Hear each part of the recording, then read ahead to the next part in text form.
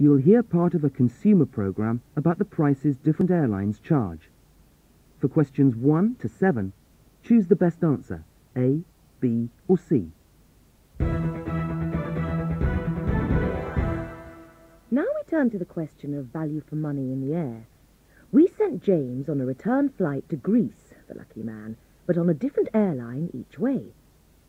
On the way out, he flew with a cut-price airline, but we won't say which because all the budget operators charge about the same for their European destinations, and it wouldn't be fair to single one out. Coming back, he was with one of the big carriers, but again it will remain anonymous, as a ticket from BA, Olympic or whoever costs more or less the same, which is probably part of the problem.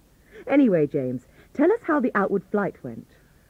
Well, the first thing I noticed was that there was no ticket. I just turned up at Terminal 2, paid the very friendly person at the counter, and was given a boarding card.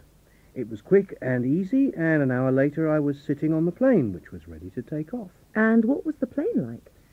This was the first drawback, because it was a bit small, and every seat was taken. Added to that was the fact that you're not given a seat number, so I hadn't been able to ask to sit next to the emergency exit, which I usually do because someone of my height needs the extra space in front. That meant a 4-hour journey with very little legroom. What about the cabin staff? I didn't see much of them, in fact, which in some ways was a welcome change from all the fussing about and bringing you this and that, which seems to take up so much time on other flights I've been on. Probably it was because there were only 3 staff on the plane compared with the usual 6 when they have to cater for first class as well. And the catering itself? Minimal. A cup of coffee, better than usual on a plane, I must say, and a couple of biscuits. I'd foreseen that, though, and brought sandwiches with me, so it didn't really matter. How about your arrival there?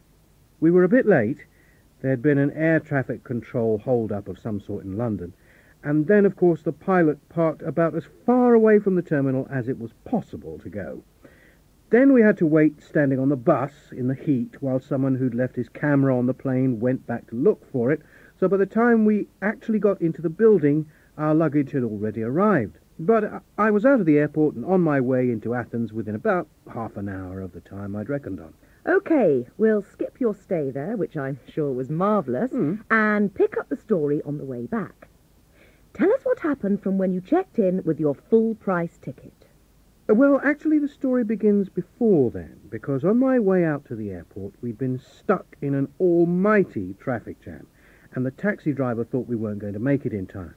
Now, if that had happened, and I'd been flying with an economy airline, I would have had to wait until Wednesday for the next flight out. But with a full fare ticket in my pocket, I knew there'd be another plane later the same day. So I suppose you could say that not worrying about that was worth a bit. And not having to worry about your report being late either. Anyway, go on. Well, in the end, I just made it in time. The check-in was all a lot more formal, and so were the staff. But they gave me some free labels for my luggage. Wow. And much more importantly, the plane was a lot bigger. A DC-10, I think, compared to the 737 on the way out. There was plenty of room, partly because it was half empty, and there were half a dozen smartly turned out staff.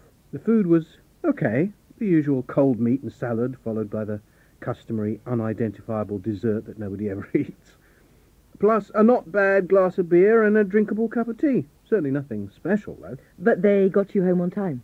They got me into Heathrow on time, yes. My wife picked me up in her new car and we headed for London, only to run straight into another huge jam, this time on the M25 motorway. And the cost? £85 on the way out, and would you believe, £460 on the way back. So, there you have it. Unless you're an outsized person, make a habit of missing flights or collect luggage labels, the choice seems pretty clear.